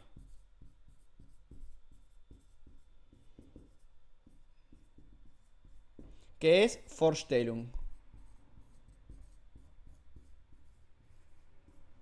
Vorstellung, Stell, bueno, en la pregunta por la técnica también lo utilicé, es poner, y for lo vimos con el Vorgehen de proceder anticipadamente. Stell es... ¿Tendré puesto volumen? Sí, creo que tengo puesto volumen, ¿no? Sí, tengo. Ah, no sé. For es poner delante, o como delante, más stell es poner delante. Usa el concepto de representar como poner delante. Por lo cual la palabra imagen no significa que sacamos una foto del mundo. De hecho lo hice rarísimo. O sea, es estas cuestiones que digo, che, Heidegger, puedes haberlo dicho más fácil. Podrías haber sido más sutil. Pero bueno, nada. Así es él. Pero bueno, dice, ¿de qué estamos hablando de imagen del mundo? Exactamente, de una imagen. Yo digo, bueno, en fin, es poner delante. ¿Delante de quién? Del humano. ¿Se acuerdan? Hace como una hora que dije que los 5 conceptos de la filosofía moderna remitían siempre al humano. Es poner delante al humano, ¿no? Poner delante de sí al objeto. Que ahora el objeto pasa a ser representado.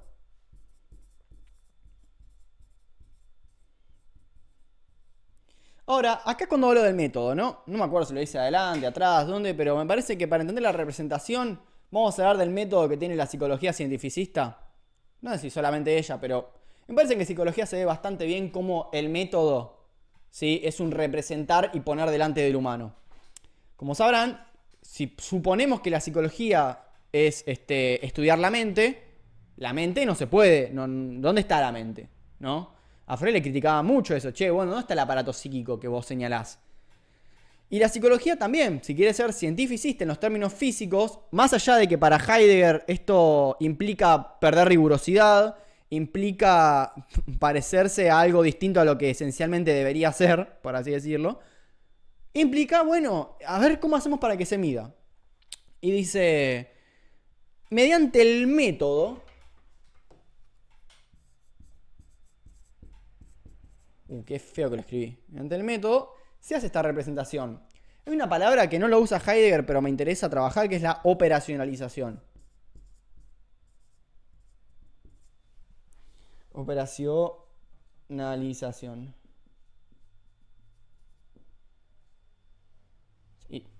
Que es simplemente, bueno, yo quiero estudiar qué es la memoria. ¿Qué tengo que hacer para que se trabaje la memoria? No puedo captarla. Bueno, tengo que pensar, capturarla, operacionalizar la memoria para que yo después pueda medirla. Y hay estudios de memoria que creo que la memoria, creo que era 7 más menos 2, creo que era, no me acuerdo cómo se llama ese estudio, donde, bueno, pensaban en la memoria como la memoria a corto plazo, retener información, entonces te dicen un montón de palabras y lo que se termina haciendo es que vos recordás, te digo, insisto, yo no soy especialista en esto, por lo que me acuerdo cuando lo estudié en su momento, hace ya 2019, tenés una curva, y ya empezamos con los gráficos, donde acá están todas las palabras que te van diciendo, y vos básicamente recordás las primeras, las del medio no, y las últimas. Y ahí pude operacionalizar la memoria. Ahora, ¿qué es lo que hace el método? Y ahora sí volvemos a Heidegger. No es como en los griegos, dice, que el sujeto no incidía directamente en el objeto. Por ejemplo, tomo el objeto, esta marcador, ¿no? Yo lo contemplo en la empiria, en las cosas mismas, ¿sí? Y yo tengo que transformarme para acceder a la verdad del objeto. Y acá cita a Parménides, una frase que, digamos, me costó bastante, ¿no? Porque está en griego. Lo bueno es que acá en el texto que encontré, en el texto que encontré, la ponen como en castellano, en letras normales. Dice, togar aei tonoein, no sé griego. Togar aei tonoein estin te kai einai. ¿Qué significa toda esa verborragia? Que para acceder al objeto hay que acceder al ser, básicamente, ¿no? Y el ser del objeto se le muestra al humano y depende del humano capturarlo, pero no es que el humano incide operacionalizando el objeto para hacerlo captar en su subjetividad y poder capturarlo. No. Dice que el objeto se le abre al humano y es el humano el que tiene que estar preparado para captar ese objeto, ¿no? Que de hecho es muy interesante lo que dice Foucault. Foucault o Pierre Hadot, no me acuerdo quién de los dos, que a partir desde que, y acá se mete con el, o sea, ¿cómo pasa esto que el método incide en el objeto y antes no? Es gracias a Descartes, ¿no? O sea, ¿cómo es que se operacionaliza? Es gracias a Descartes. Y Foucault plantea que, insisto, no me acuerdo si era Foucault o Pierre Hadot, que antes de esta transformación subjetiva para acceder a la verdad, entre otras cosas, ¿no? Es mucho más complejo la ética del cuidado de sí. Dice que Descartes, esto sí Foucault, Descartes, hace que ya no sea necesaria una transformación subjetiva, ya que Descartes con el ego cogito ergo sum hace que el yo sea garante de su propia verdad mediante el pensamiento.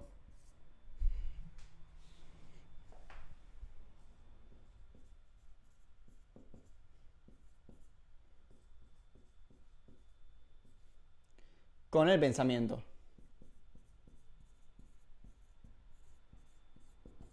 ¿No? Entonces, si el yo es garante de verdad y no el ente en sí, tengo que adaptar, como a representarme el ente ante el ego, ante el yo, para poder capturarlo. Esto es imposible pensarlo para los griegos. O sea, ni para los griegos ni para la medieval. Los medievales es tipo Dios. No hay un sujeto. Flaco, vos fuiste creado por Dios, imagen y semejanza. Lo que hay que hacer es interpretar la Biblia y chau, se acabó. ¿Viste? Por eso, insisto, no digo que sea mejor o peor. Digo, tiene sus temas. En la época medieval no hay que escarbar mucho para darse cuenta de todos los problemas que trajo esa concepción del mundo. Que también el concepto de concepción del mundo vamos a ver que es bien moderna, ¿no? Porque no existía para los griegos y para los medievales concebir el mundo, hacer del mundo una imagen. Porque hacer del mundo una imagen es representarlo, ¿no? Es un poco parecido a lo que decía al principio de la desdivinización. No es que es un ateísmo, sino que se empieza a pensar en concepciones de mundo, ¿no? ¿Qué depende de la concepción? De dónde esté parado el yo, el sujeto, el subjectum.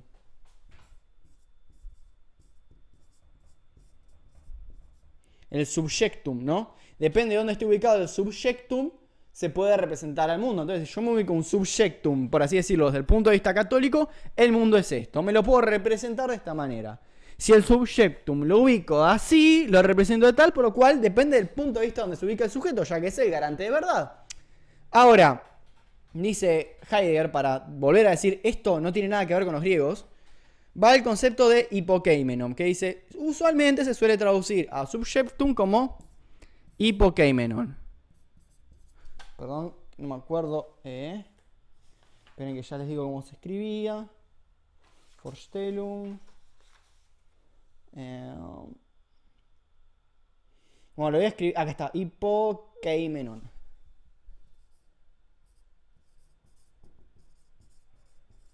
¿No? Por lo cual, el hipokeimenon es lo que subyace, lo subyacente.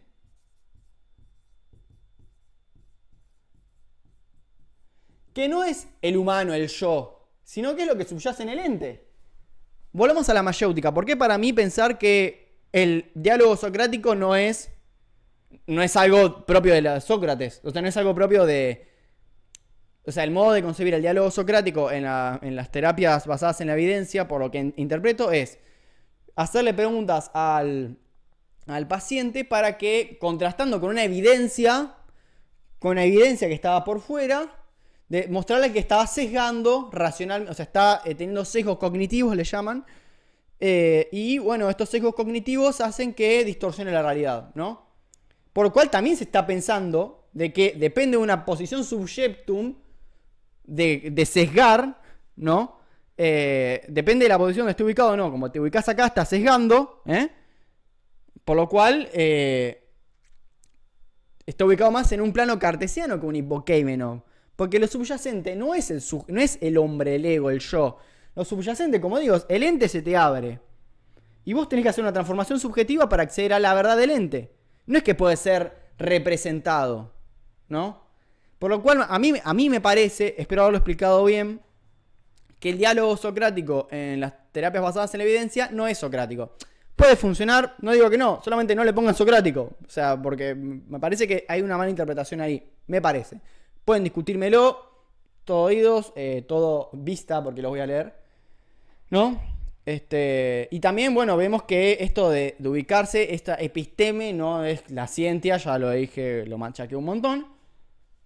Y dice, entonces, volvemos a la concepción metafísica, ¿no?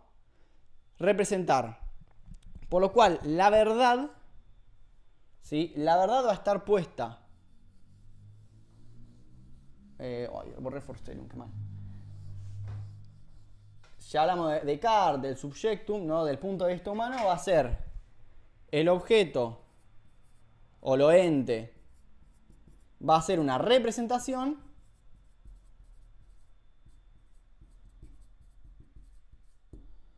y la verdad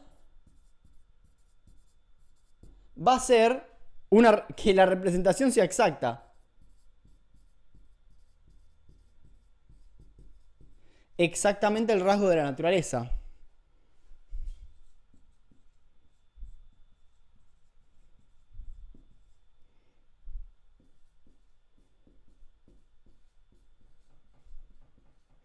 Bien, representar exactamente la naturaleza.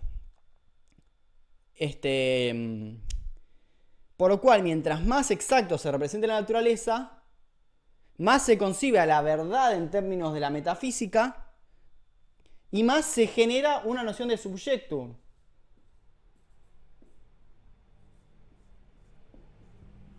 Más se genera, o sea, mientras más represente, mientras más ubicado el subjectum esté en ese punto de vista, más exacto va a ser la naturaleza y más se valida la noción de sujeto en términos de Descartes. Ahora, esta diferencia de los griegos y de los medievales, que era interpretar la Biblia, no es solamente una plena distinción, sino que también el humano decide en algún punto cómo ubicarse. Porque depende de la decisión del humano de cómo ubicarse, es distintos tipos de verdad, ¿no? Es medio un relativismo esto. ¿Sí? Me parece, si bien no lo señala así, no dice relativismo Heidegger, pero sí, depende de tu punto, o sea, la frase depende del punto de vista. Entonces, si decís depende del punto de vista, ¿de qué está dependiendo? De que el humano tiene garante de verdad. Es garante de verdad en algún punto, ¿no? Claro, si vos te parás acá, vas a interpretarlo de este modo, te parás acá, de tal otro modo, no depende del punto de vista. ¿Sí? Ahora bien, ¿no? ¿Qué es esta impronta de poner siempre lo humano, lo humano, lo humano? Esto se llama humanismo, ¿no? Humanismo.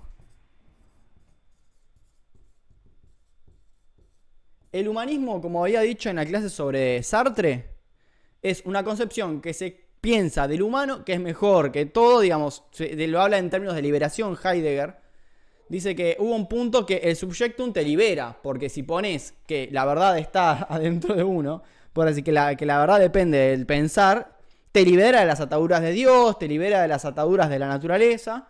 Es una liberación el humanismo, por lo cual en general se vivencia de manera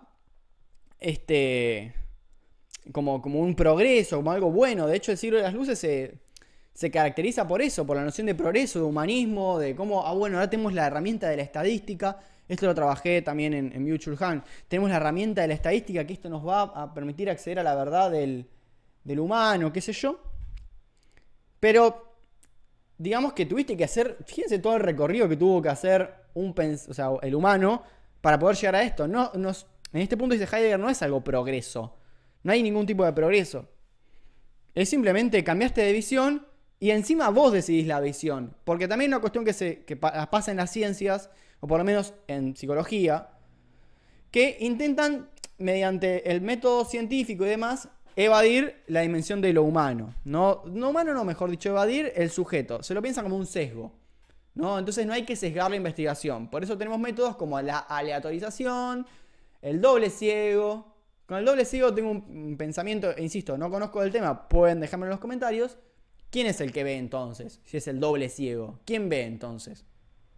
Estás sacando de la ecuación al humano, a la subjetividad, a la interpretación, que es algo ineludible. Cuando vos tenés los resultados, vos podés tener cualquier tipo de números, pero depende de la interpretación que se le da a ese número, ¿no? Si va la investigación para allá, hay decisiones que necesariamente tenés que poner al humano. Por más que creemos una ilusión de que no. Y bueno, traje acá un texto de Merleau-Ponty para citarlo al final, que esta concepción del observador absoluto, ¿no? Esto de, bueno, el doble ciego, porque el doble ciego dice lo siguiente. El experimento lo hace una persona y lo lee otra. Entonces, la persona que realizó el experimento no va a estar sesgado a leer los resultados para que se hagan bien, y la otra persona los va a leer más realmente, pero no sabe cómo se dio. Entonces ahí se produce algo de que ninguno de los dos sabe exactamente hacia dónde va, por lo cual se llega, le estoy diciendo rapidísimo y medio, no sé si mal o bien, pero quiero centrarme en que ninguno de los dos puede llegar a ver la verdad, sino que se ve en un punto tercero, ¿no? Que es mediante la objetividad, sacar al sujeto de la ecuación, ¿no? Cuando Heidegger señala, es imposible mediante la ciencia moderna, esta representación que se tiene, sacar al sujeto de la ecuación, ¿no? Porque siempre hay alguien que lo va a interpretar. Esa interpretación puede ir para acá o para allá. El famoso, vos a los números puedes hacerle decir lo que quieras, ¿no? Depende de la interpretación. Y ahí hay que hacerse cargo. Ahí aparece la dimensión ética a mí. Pero yo no quiero irme a la mierda, ¿no? Eso en principio, ¿no? Y dice el humanismo. Iba a decir algo más respecto. Sí, que también esta concepción del mundo Ay, lo borré y me olvidé de escribirlo. Sí, la Vorstellung. Esta representación de mundo, a veces se ve la visión de mundo. El concepto de imagen. Imagen significa, y ya con esto cierro. ¿Cómo era? Beltsein, creo que tengo por acá. A ver. Acá está. Inbilde.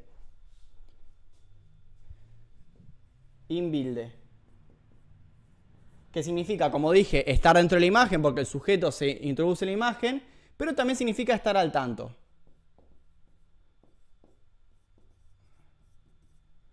Estar al tanto, ¿no? ¿Qué significa estar al tanto? Bueno, lo que dije anteriormente, el proceder anticipador, porque vos anticipadamente estás como al tanto, ¿sí? Por lo menos yo entendí el proceder anticipador sin estar al tanto. Sin embargo, con este Vorstellung, siempre calculador, exacto, abarcativo, dice Heidegger a esta altura de su filosofía, que lo que termina pasando es que se hace de lo cuantitativo, o sea, de lo exacto de los números, se hace una cualidad, por lo cual dice, fíjate, ahora podemos representar el micrón, el átomo, la minuciosidad, en tales magnitudes, por lo cual es una mejoría, la exactitud. Y después se puede decir, bueno, hicimos el avión que ahora podemos recorrer 5.000 millones de kilómetros, tiene un número cualquiera, ¿no? Podemos recorrer un montón, ¿no? Por lo cual, fíjense cómo la cualidad, la cantidad se vuelve lo cuantitativo se vuelve cualitativo, ¿no? Es una característica que tiene, que fíjate ahora las computadoras van rapidísimo, van a una fracción de segundos, estamos avanzando, ¿no? Es lo mismo, una interpretación de los números. Es interpretar los números como, bueno, hay una valoración por la rapidez, se ve, qué sé yo, lo cuantitativo se vuelve cualitativo.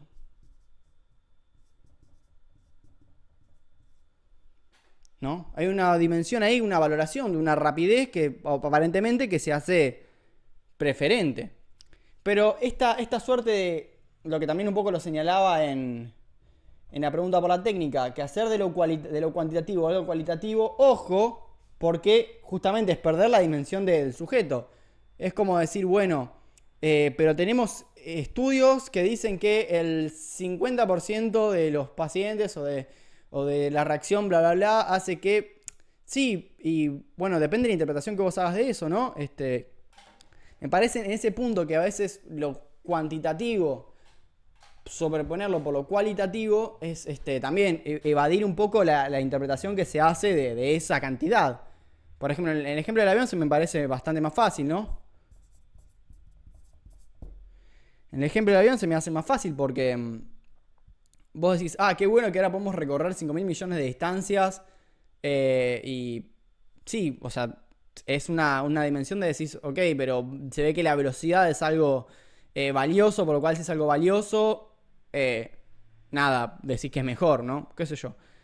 Ahora no se me ocurren mejores ejemplos. Ya me acuerdo que en la época, en la pregunta por la técnica, sí se me han ocurrido mejores ejemplos que en este momento. Pero en fin. Y dice que lo que se pierde con esto es lo desconocido.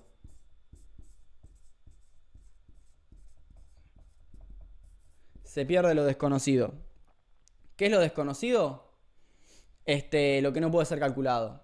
Me parece que acá Heidegger, no sé si estoy tan de acuerdo con o por lo menos no entendí bien qué es lo que quiso, qué es la solución que propuso o cuál es la propuesta de Heidegger.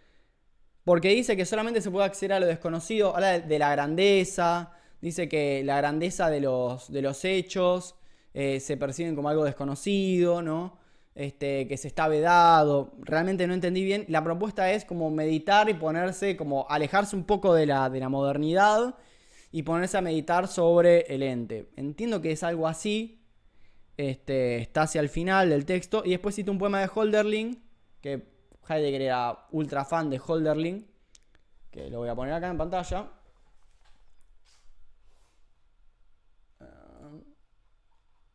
Esperen un segundo que busco el poema de Hölderlin. ¿Dónde estáis cuando te necesito? Acá está. Vamos, grande. Tuki. Vamos con Hölderlin. En verdad nuestro tiempo de vida está estrechamente limitado. Vemos y contamos la cifra de nuestros años, pero los años de los pueblos, ¿qué mortal los ha visto? ¿Qué quiere decir esto? Hay un punto donde no se puede capturar los años de los pueblos, ¿no? ¿Qué mortal los ha visto? Si tu alma se alza nostálgico el vuelo por encima de tu propia época, tú, en cambio, permaneces triste en la fría ribera junto a los tuyos y jamás los conoces, ¿no? Me costó un poco entender porque también busqué el poema entero de Hölderlin, no lo encontré, se llama A los alemanes, lo busqué así, A los alemanes, y no lo encontré así rápido y fácil. Si alguien lo tiene y me lo puede pasar, se lo reagradecería. Pero lo que entiendo que la propuesta de Heidegger, que la hice un poco acá arriba, el hombre solo llegará a saber lo incalculable, o lo que es lo mismo, solo llegará a preservarlo en su verdad a través de su cuestionamiento y configuración de creadores basados en la meditación, ¿no? Esta traslada al hombre futuro, a ese lugar intermedio, a ese entre que pertenece al ser y sin embargo sigue siendo extraño dentro de lo ente. Posta, no terminé de entender qué quiso decir, pero entiendo que es esto, separarse un poco de todo este vorágine que plantea la ciencia moderna y decir, bueno, ok, me ubico entre y pienso, ¿no? Porque también lo que había señalado la vez pasada es que Heidegger, igual mucho más adelante de este texto, plantea creo que era 1952, 53, en una conferencia que dio que se llama... ¿cómo se llama? ¿Qué significa pensar? Dice, la ciencia no piensa. Esto no significa que los investigadores no piensen, sino que mediante los métodos de la ciencia, como dice Heidegger, no es posible pensar sus objetos. Se tienen que hacer preguntas filosóficas al respecto. En términos de la física no se puede pensar el tiempo, el espacio, el cuerpo y demás en términos científicos, porque lo que te va a arrojar es un cálculo, básicamente. Por lo cual, ¿qué es el tiempo? ¿Qué es el espacio? ¿Qué es es una pregunta filosófica y ontológica. Bueno, con esto cierro, ¿no? No sé si me queda algo en el tintero, creo que no. Me parece que no. Así que nada. Espero no haberlos aburrido. Espero que es un texto que en general dicen que es fácil. A ver, sí, vos lo lees y entendés lo que estás diciendo, pero a mí me costó bastante. Me costó mucho más este texto que la pregunta por la técnica. Seguramente algo habré dejado de lado. Capaz hice medio rápido el concepto de imagen del mundo. Espero que no tanto.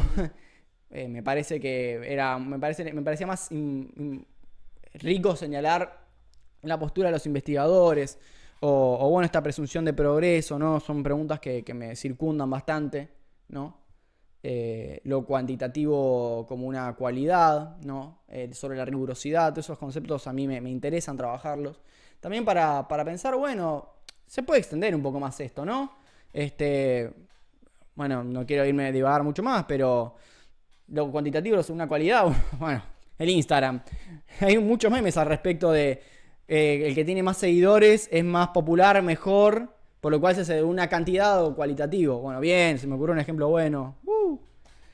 ¿No? Y que es totalmente arbitrario, ¿no? Pero sin embargo hay una concepción dentro de Instagram y las redes sociales donde la calidad de ese influencer depende de la cantidad de seguidores, ¿no? Habría que preguntárselo. O la cantidad de vistas, o la cantidad de likes. Me parece que ese es un buen ejemplo de cuando lo cuantitativo se vuelve cualitativo. Y si no nos hacemos una pregunta sobre a ver, ¿por qué lo cuantitativo se vuelve cualitativo?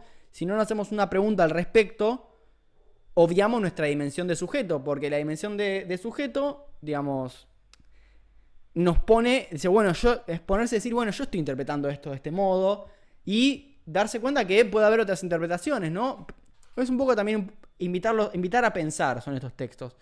La filosofía, como dijo un profesor, se llama Diego Singer, me parece interesante, no es que es hacerse preguntas y divagar y sino es dar respuestas pero no soluciones, ¿no? Me parece que arrojar este tipo de respuestas, estas otras interpretaciones, para permitir pensar y sacarnos, ¿no? Como dice acá Heidegger, ponernos en este punto intermedio, ¿no? Entre el ser y lo ente. Capaz en Agamben con qué es lo contemporáneo, es estar dentro y fuera de lo contemporáneo, ¿no? Es alguien que puede estar dentro de la contemporaneidad, pero puede salirse para interpretarla. Estos textos sirven mucho para eso. Así que no los voy a entretener más con este discurso de Heidegger. Espero que les haya gustado, que les haya servido para pensar. Nada, me pueden dejar sus comentarios, sus likes. Este video lo grabé lo estoy grabando ahora. Después cuando termine lo voy a subir a YouTube para que lo vean completo. Lástima ese fail en el medio que lo voy a subsanar ahí con un poquito de edición.